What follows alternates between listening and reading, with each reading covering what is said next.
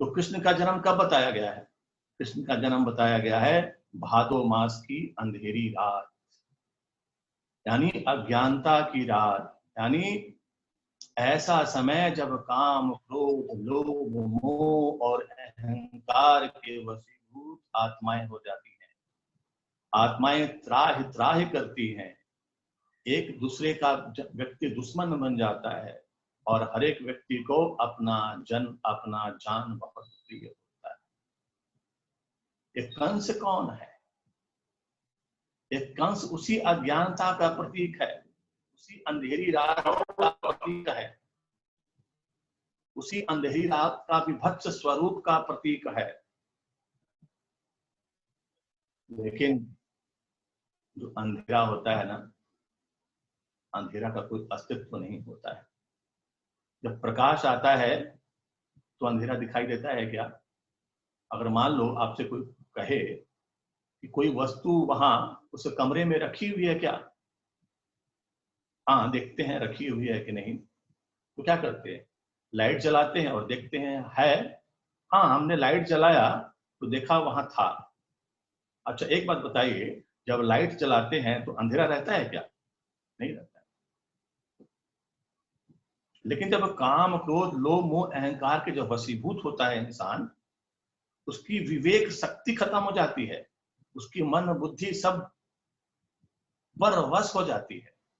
और जब परवश हो जाता है व्यक्ति, उसको कुछ समझ में नहीं आता, यानी सब कुछ अंधकार में लगता है, यानी कोई भी डायरेक्शन दिखाई नहीं देता, डायरेक्शन।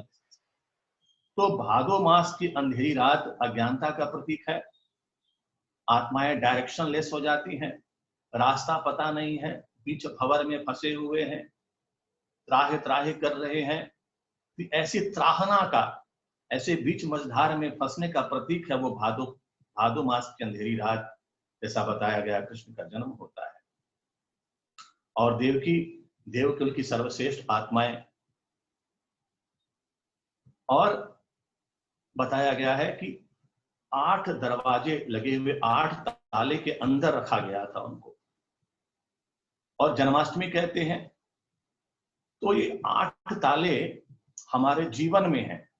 तो जीवन में 8 प्रकार के ताले होते हैं, यानी 8 प्रकार का बंधन है। यानी 8 प्रकार के बंधन से मुक्त जब होता है, यानी जब मुक्ति होती है, यानी जब विजय प्राप्त होता है तो उत्सव होता है। जब विजय प्राप्त होगा, जब पराधीन से स्वाधीन होगा, जब परवश से स्वस्थिति में आकर जब स्वस्थिति मजबूत हो जाएगी, तो क्या होते हैं? विजय प्राप्त होते हैं। तो अभी क्या होगा? जब विजय होता है तो झूमते हैं लोग, उसको मनाया जाता है, सेलिब्रेट किया जाता है। तो हमारे जीवन में 8 प्रकार के बंधन है, यानी 8 प्रकार के ताले हैं। पहला हो गया तन का ताला। तन काला है, तन गोरा है, तन छोटा है, तन मोटा है, छोटी सी बीमारी हो जाती है, हमारा तन फिट नहीं है ना, तो ऐसा प्रॉब्लम है, हमारा तन ऐसा होता ना तो वैसा हो जाता। यानी तन क्या हो गया? तन का बंधन। ये तन का बंधन बड़ा खराब है।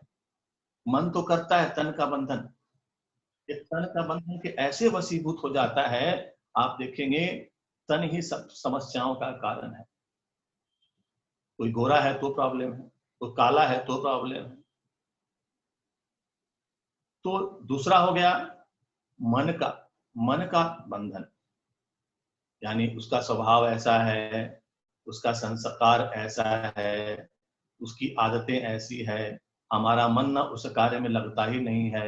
मैं जानता हूं कि ऐसा करने से सफल हो जाऊंगा, लेकिन मन ही नहीं लगता। ये हो गया मन का बंधन। तीसरा है धन का बंधन। अगर बहुत धन है तो प्रॉब्लम है भाई, इनकम टैक्स का प्रॉब्लम है।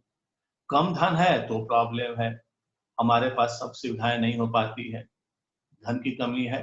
अगर धन रहता ना, मैं बहुत सेवा करता। और अधिक धन है तो धन का अहंकार हो गया। कम धन है तो हाय रे हमारे पास धन ही नहीं है, कुछ धन रहता तो कुछ अच्छा कार्य कर लेते। ये हो गया धन का बंधन।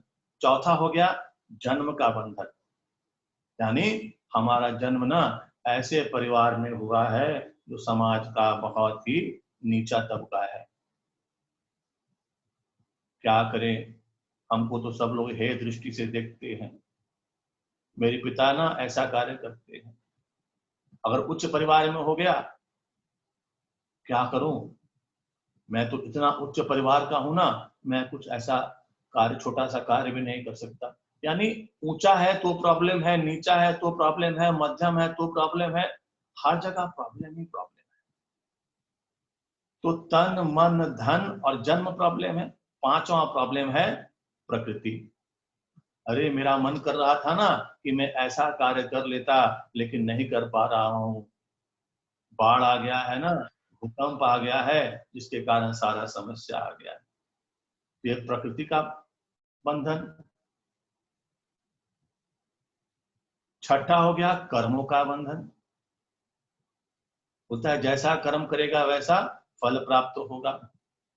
अरे हमने ना, मैं मजबूर हो गया, मैं ऐसा कर्म कर दिया, मैं क्या करूं, मुझसे ऐसा हो गया, मैं विवश हो गया, मैं अपने आप को रोक नहीं पाया, ऐसा कार्य कर दिया, अब क्या करूं, अब क्या होगा।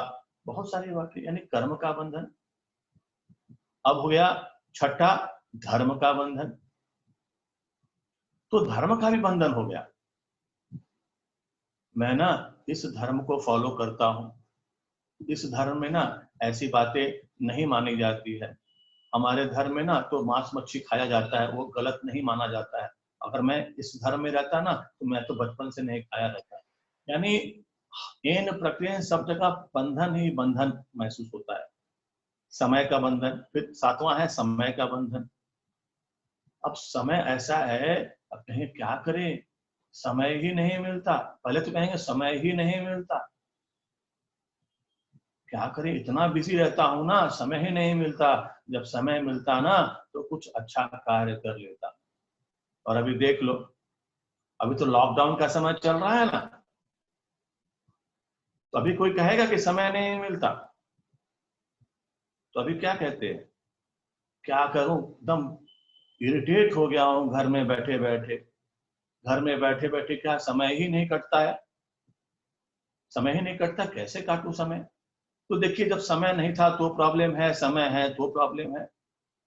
तो जो कृष्ण का जन्म दिखाया है कि 8 तालों के अंदर उनका जन्म हुआ, और जन्म होते क्या हुआ, सारे ताले टूट गए, दरवाजे खुल गए।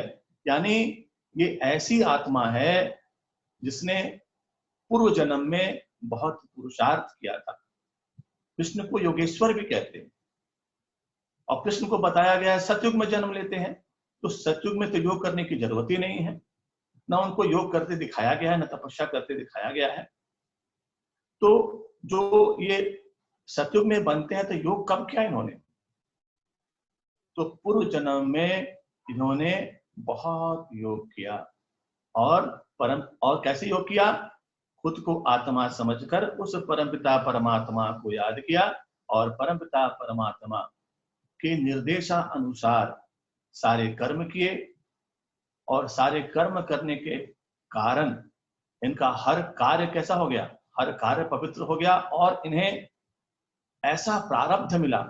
और इस प्रारब्ध के कारण वो सतयुग के पहले प्रिंस बने।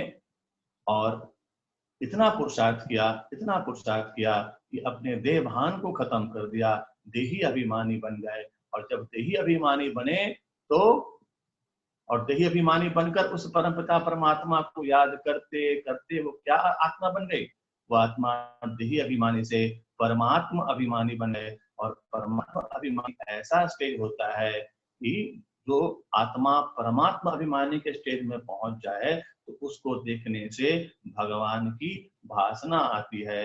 यानी वह परमात्मा का संग ऐसा प्राप्त करता है, परमात्मा का रंग ऐसा प्राप्त करता है कि उसको देखकर परमात्मा की भासना आती है। और कहेंगे परमात्मा दर्शन हो गया, हमें तो उस परम पिता, उस सत्ता का दर्शन हो गया। तभी कृष्ण को इतना आकर्षक बताया गया है। कृष्ण मतलब होता है आकर्षित करने वाला, वो सभी को आकर्षित करता है, छोटे बड़े बच्चे सभी को आकर्षित करता है। और उसका आकर्षण का पर्याय क्या है? पवित्रता, गुण मूर्त, ज्ञान मूर्त, ज्ञान स्वरूप, मुस्कुराता चेहरा दिखाते। तो 8 बंधनों के बस देवकुल की आत्मा बंध जाती है।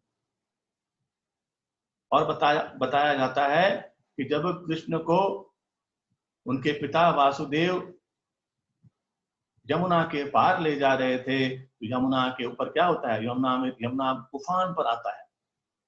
यमुना उफान, पानी उठने लगता है। वासुदेव डर जाते हैं। पानी उठने लगता है। यह पानी का उठना, पानी का उफान पर आना, अर्थात जब मनुष्य भावनाएं उफान पर रहती हैं, मनुष्य भावनाएं उफान पर रहती हैं, इमोशन इंस्टेबिलिटी रहता है, तब कृष्ण का जन्म होता है। तो उनका पैर जैसे यमुना को टच होता है तो सारा तूफान शांत हो जाता है। तो ऐसी आत्माएं जो आत्माभिमानी से परमात्माभिमानी स्थिति को प्राप्त होती है, वैसे आत्माओं के संग से जितना भी उफान है, जितना भी नेगेटिविटी है, जितना भी उफान है, सब भावनाएं हैं जो प्रबल हो जाती हैं, उफान पर आती हैं, क्या होते हैं? सारे शांत हो जाते हैं। तो हमें भी क्या करना है? कृष्ण के जैसा बनना है। तो कृष्ण के जैसा बनने के लिए क्या करना पड़ेगा? कृष्ण जैसा पुरुषार्थ करना पड़ेगा। और उसके बाद वो नंदगांव आते हैं, नंद बाबा के घर, और मैया यशोदा के पास उनको रखकर चले जाते हैं। और फिर कृष्ण का जन्म दिखाया गया है, और लोग कृष्ण का जन्म बड़े धूमधाम से मनाते हैं। हम भी आज कृष्ण जन्माष्टमी को बहुत धूमधाम से मनाते हैं। मटकी फोड़ते हैं। तो लोग कहते हैं कृष्ण ने मटकी क्यों फोड़ा? ये मैं रूपी मटकी है, ये देवभान रूपी मटकी है। इस देवभान रूपी मटकी को फोड़ने के बाद परमात्मा प्यार रूपी माखन यानी सत्युगी प्रिंस बनते हैं वो। और अभी का समय ऐसा चल रहा है, अभी तो लॉकडाउन चल रहा है, और लॉकडाउन में कैसा है, अभी हम इस त्योहार को अंदर रहकर ही मना सकते हैं, घर के अंदर ही रहकर मना सकते हैं। तो घर के अंदर रहने की बात, इससे एक और आध्यात्मिक बात आती है। अंदर यानी घर के अंदर, अपने अंदर, यानी बाह्य मुक्ता से अंतः मुक्ता की ओर आना है। और जब हम बाह्य मुक्ता से अंतः मुक्ता की ओर आते हैं तो नेगेटिविटी से पॉजिटिविटी की ओर आते हैं।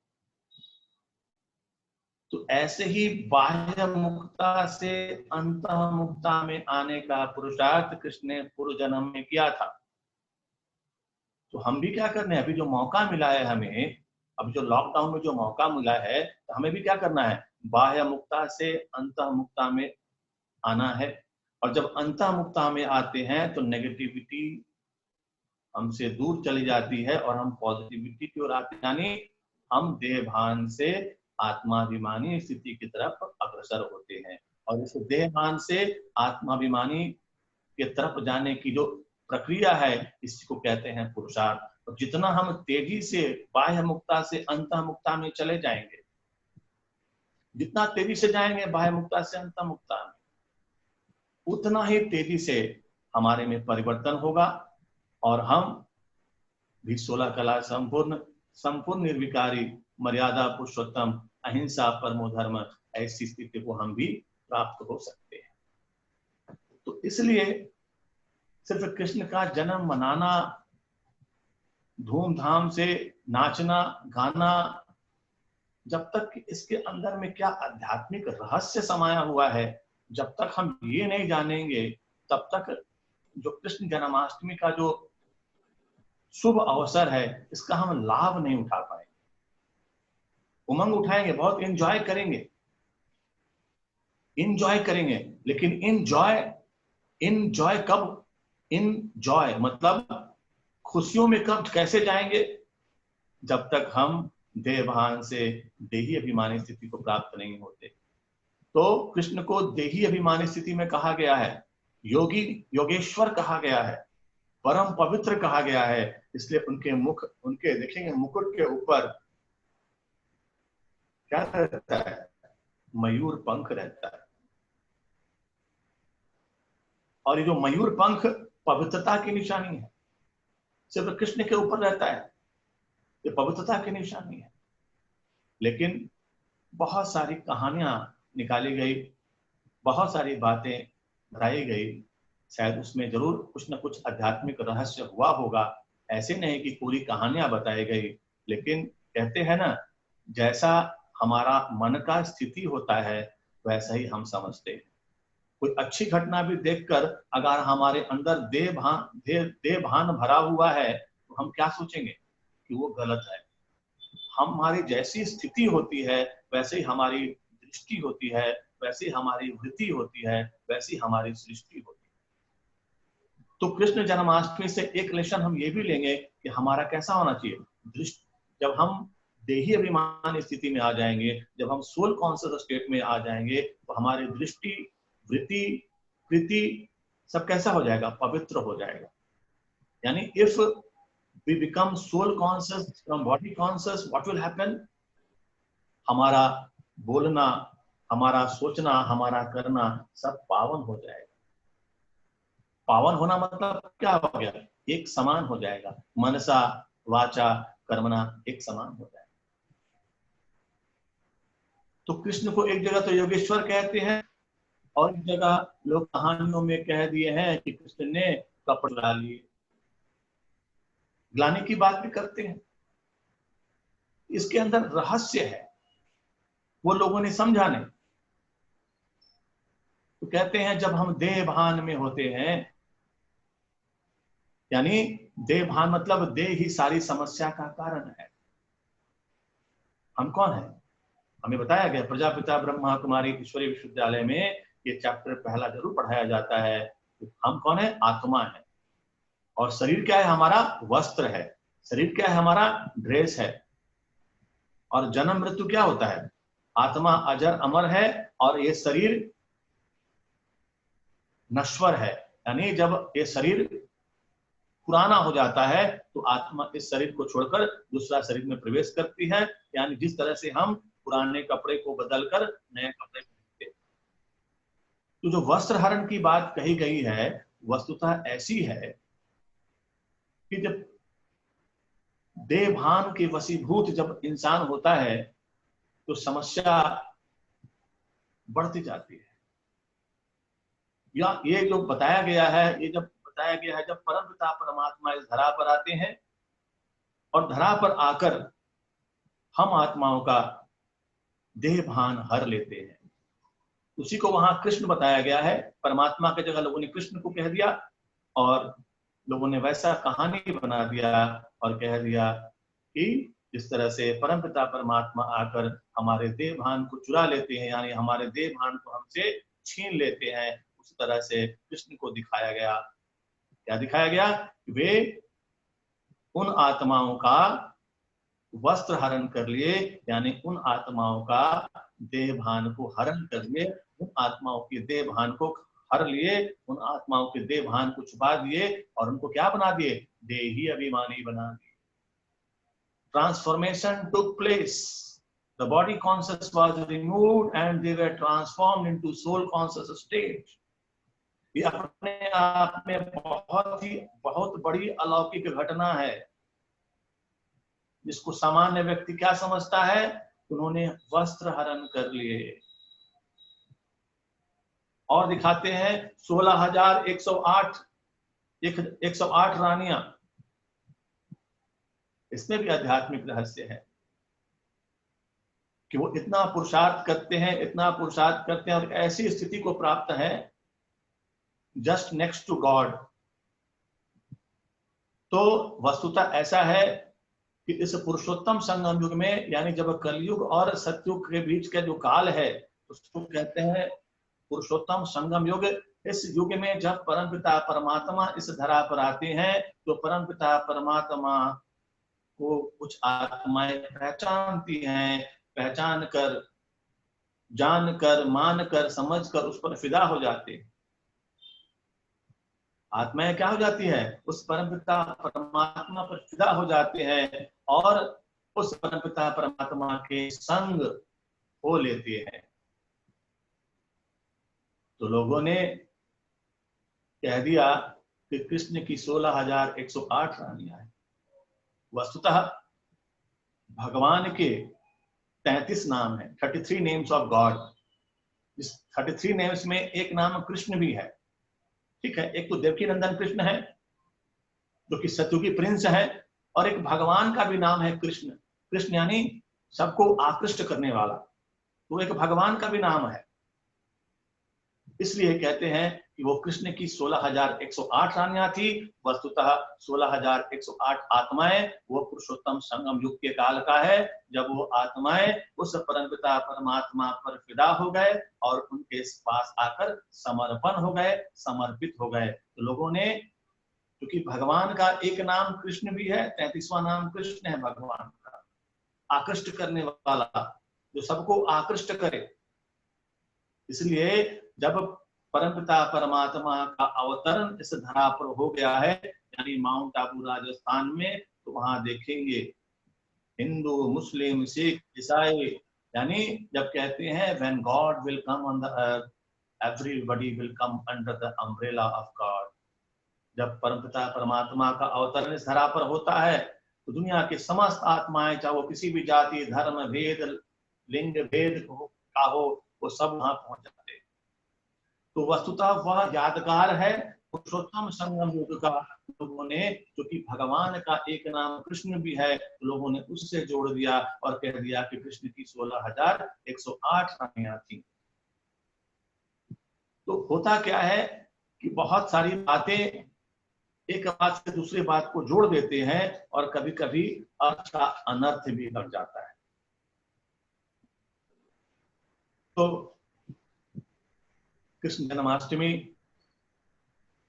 ऐसा त्योहार कहेंगे जो एक बहुत बड़ा विजय का भी प्रतीक है। कहते हैं ना कि बहुत मेहनत किया और बहुत बड़ा मेहनत करने के बाद बहुत ब्लेसिंग्स मिला परमात्मा का, और जब ब्लेसिंग को जीने का समय आया, इस सतयुग का समय क्या है?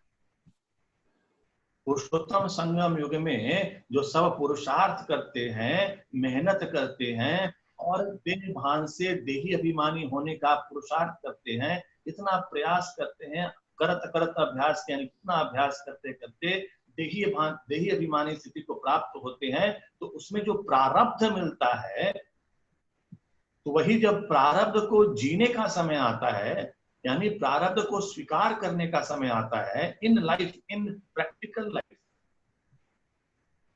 Price in practical life, felicitation in practical life, वो क्या है? वही तो सत्युग का जीवन है। इसलिए सत्युग में कोई भी कार्य को कर्म नहीं करते हैं, अकर्म कहते हैं। तो it is the outcome of the purushartha which we have done in the Purushottam Sangam Yug. और पुरुषोत्तम संगम युग को सुकर्म कहते हैं, क्योंकि पुरुषोत्तम संगम युग में ही परमपिता परमात्मा इस धरा पर आते हैं और आकर श्याम से सुंदर बनाते हैं, श्याम से सुंदर बनाते हैं। और फिर जब 16 कला संपूर्ण, संपूर्ण निर्विकारी, मर्यादा पुरुषोत्तम, अहिंसा, परम, ऐसी स्थिति को प्राप्त कराते हैं। और ऐसी स्थिति को प्राप्त होने के बाद क्या होता है? जब आत्माएं इतना पवित्र हो जाएंगे तो क्या होगा? स्वाभाविक है ऐसी दुनिया में आएंगी जब दुनिया सतो प्रधान होगा, उसी को तो सत्युग कहा गया है। इस तरह से कृष्ण का जन्म होता है, और ऐसे कृष्ण का जन्म, यानी आपको बताया गया जो 8 बंधन है हमारे जीवन के, 8 बंधन के ऊपर में जो विजय प्राप्ति का जो विजय प्राप्त होता है, और विजय प्राप्त होने का जो सुख है, आपको बताया, तन का बंधन, मन का बंधन, धन का बंधन, जन्म का बंधन, प्रकृति का बंधन, कर्मों का बंधन, धर्म का बंधन और समय का बंधन।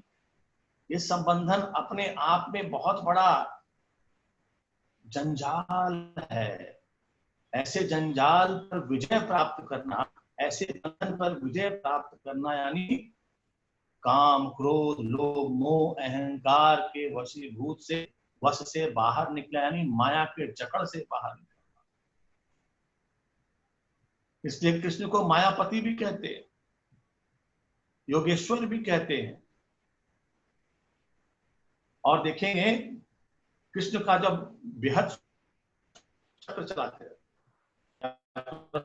जीवन में बहुत सारी घटनाएं घटती हैं, और जब हम अच्छी बातों को बार बार याद करते हैं, यानी अपने अच्छे समय को बार बार याद करते हैं, तो हम इन्फीरियोरिटी कॉम्प्लेक्स के जकड़ से फंसने से बच जाते हैं। कभी कभी क्या होता है, हम समय जब बुरा चलता है, उस समय व्यक्ति थोड़ा निराश हो जाता है, उस समय व्यक्ति इन्फीरियोरिटी कॉम्प्लेक्स में चला जाता है। लेकिन जब वो अपने अच्छे दिनों को याद करेगा, जब अपने गौरवान्वित वाले दिनों को याद करेगा, उसे एहसास होगा, समझ में आएगा, yes yes, I was that personality, I was the best, so I can be the best. Okay, this phase which is the dark phase of my life will go on, ये समय भी चला जाएगा। कहते हैं ना, ये समय भी चला जाएगा। इस तरह से हमें भी पुरुषार्थ करना है। कृष्ण तो बचपन से ही दिखाया गया, उनको बहुत बहुत बड़े बड़े अड़चन आए, कितने कोई राक्षस आए, कोई क्या क्या आया। ये सब ये भी बताता है कि जीवन के हर समय में क्या आएगा, हमारे पास समस्याएं आएंगी, और हम समस्या को क्या करना है, समस्या के समय हम ज्ञान ज्ञान द्वारा समस्या से भी विकराल रूप धारण कर समस्या को ज्ञान रूपी गदा से मारकर खत्म कर देना है। एक छोटी सी कहानी है। एक बार क्या हुआ, कृष्ण और उनके भाई बलराम एक जगह गए। कृष्ण कहीं बाहर थे और देखते हैं बलराम के एक राक्षस आता है, और बलराम ने राक्षस की गर्जना को देखा और उनके मन में भय होने लगा। भय होते होते उनको धीरे धीरे लगा कि राक्षस कितना बड़ा है, कितना बड़ा है। उसके बाद वो विश्राम करते हैं, तब तक कृष्ण आते हैं। वो राक्षस फिर आता है, और जब राक्षस को देखते हैं, आंख में आंख डालकर देखते हैं, तो राक्षस राक्षस नहीं रहता है, एक सामान्य दिखता है। और उन्होंने क्या किया, राक्षस को वश में कर दिया। फिर बाद में कभी चर्चा हुई तो बलराम ने कहा था बड़ा राक्षस आया। तो लेकिन जब कृष्ण कृष्ण के पास आया तो कैसा लगा,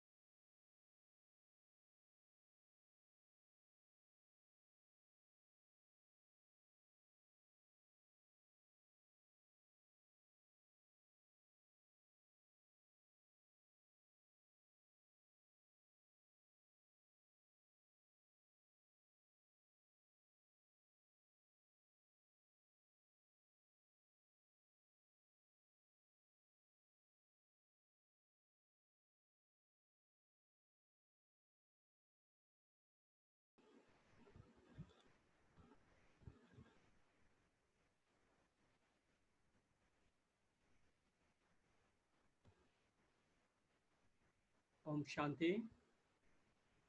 भाई जी डिस्कनेक्ट हो गए थे, स्टोरी को पूरा करें भाई जी।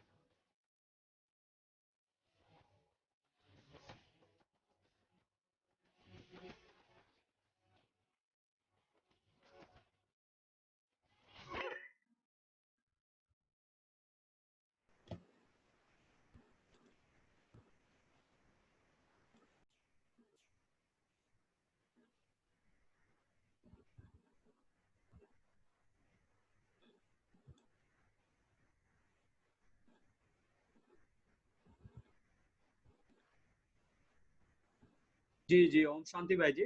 आप स्टोरी को पूरा अच्छा। करें भाई जी। ओम शांति। हाँ हाँ, तुरंत खत्म कर दो। तो हम लोगों ने सुना कि कृष्ण कृष्ण कैसे बने, कृष्ण ने यह स्थिति कैसे प्राप्त की। तो इसका जब रहस्य हम जानते हैं तो पाते हैं कि पूर्व जन्म में उन्होंने बहुत पुरुषार्थ किया था। तो कुछ भी जो प्राप्त होता है उसके पीछे बहुत मेहनत होता है। वो जो भी चमक दमक दिखता है उसके पीछे बहुत केमिस्ट्री होता है, उसके पीछे बहुत प्रयास होता है, बहुत समय देना होता है, एकाग्रता की आवश्यकता है, बहुत ध्यान की आवश्यकता है, बहुत पुरुषार्थ की आवश्यकता है, बहुत नियम से अंदर रहने की आवश्यकता है। तो उसी तरह से जब हम अंतः मुक्ता के अंदर जाएंगे, और अभी मौका भी है, लॉकडाउन का समय भी चल रहा है, तो अंतः मुक्ता के अंदर जाकर पुरुषार्थ करें, और पुरुषार्थ करके हम भी ये पद को प्राप्त कर सकते हैं। वस्तुतः ये कलयुग अंत और सतयुग के आदि का संधि काल है, जब कृष्ण का अवतरण होता है। ये महापरिवर्तन का भी समय है, जब मनुष्य आत्माएं उस परमात्मा की ओर देखती है, और परमात्मा आकर हम बच्चों को ऐसा पुरुषार्थ कराते हैं, ऐसा पुरुषार्थ कराते हैं, और ऐसा पुरुषार्थ करके हम आत्माएं, साधारण आत्माएं असाधारण बनती हैं, और कृष्ण पद को प्राप्त करते हैं। यानी ऐसे 16 कला संपूर्ण संपूर्ण निर्विकारी मर्यादा पुरुषोत्तम अहिंसा परम धर्म, ऐसी स्थिति को हम प्राप्त होते हैं। तो यही सच्ची सच्ची जो जन्माष्टमी है, उसके आध्यात्मिक रहस्य को जानकर, और कृष्ण ने कैसे पुरुषार्थ कर कर ऐसी स्थिति को प्राप्त की थी, हम भी पुरुषार्थ करना है, हमें भी पुरुषार्थ करना है। सबसे आसान है, प्रजापिता ब्रह्मा कुमारी ईश्वरी विश्वविद्यालय में जाएं, 7 दिन का कोर्स करें। हालांकि अभी लॉकडाउन चल रहा है, तो लॉकडाउन में अभी ऑनलाइन कोर्स। बहुत सारे ऑनलाइन 7 डेज का कोर्स कराया जा रहा है, उसे अवश्य करें और अपना जीवन को परिवर्तन करें, क्योंकि यही यही समय है, अभी नहीं तो कभी नहीं। अब सोचेंगे कभी कर लेंगे, कभी कर लेंगे, मालूम चला समय बीत गया, और जब समस्या आएगी फिर उसके बाद जाएंगे प्रजापिता ब्रह्मा कुमारी ईश्वरी विश्वविद्यालय में, बोले बहन जी ये समस्या है, तो बहन जी बोलेंगे भाई साहब आपको कितना बार बोला था 7 डेज का कोर्स कर लो, आपने नहीं किया।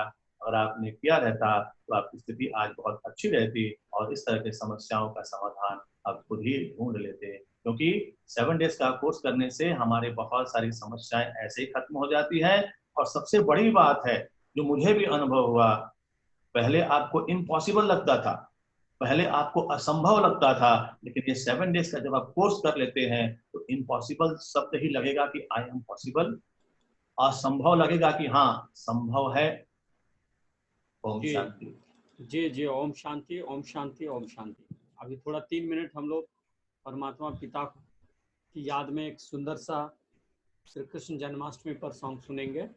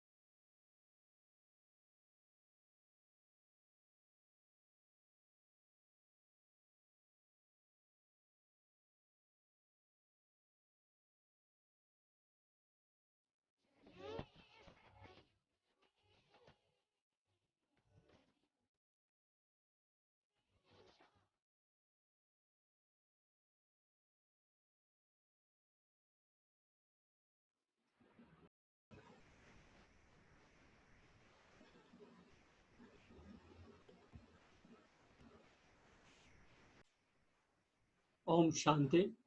बहुत बहुत धन्यवाद आप सभी को, बहुत प्यार से स्नेह से लगातार सुन रही हैं हमारी बहन जी, उषा बहन जी, काशीनाथ भाई जी, और बहुत सारे भाई बहन लोग देख रहे हैं लाइव यूट्यूब पर भी। तो आप सभी को तहे दिल से बहुत बहुत धन्यवाद। और मॉर्निंग का सेशन में नए एपिसोड के साथ, नए पिक्चर के साथ में हम मिलेंगे। हमारे बीच में भाई जी बहुत सुंदर तरीके से बांसुरी वादन कर रहे हैं, तो हम चाहेंगे कि भाई जी जो है एक बार पुनः जो है बजा दें। बहुत सुंदर।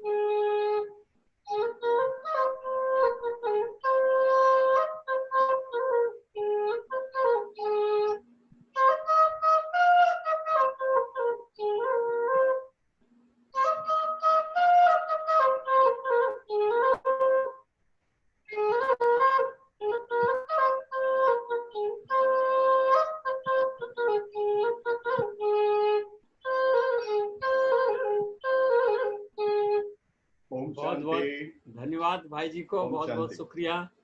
बहुत सुंदर तरीके से आने वाली स्वर्णिम सृष्टि में श्री कृष्ण जी के साथ में रास करने वाले हमारे आदरणीय संजय भाई जी का बहुत बहुत धन्यवाद।